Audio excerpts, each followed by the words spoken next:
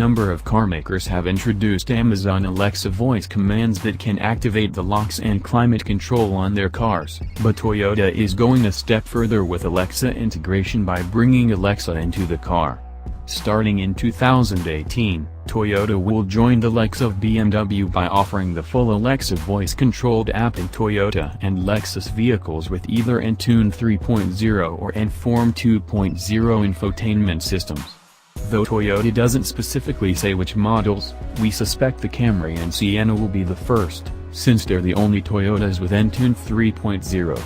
With Lexus, the LC, NX, RC, and LS models all have available Inform 2.0, so any or all of those could get Alexa this year.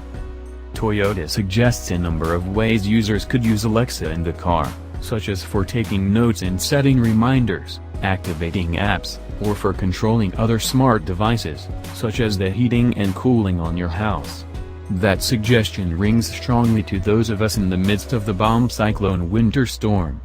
We imagine you'll probably even be able to order goods from Amazon, too.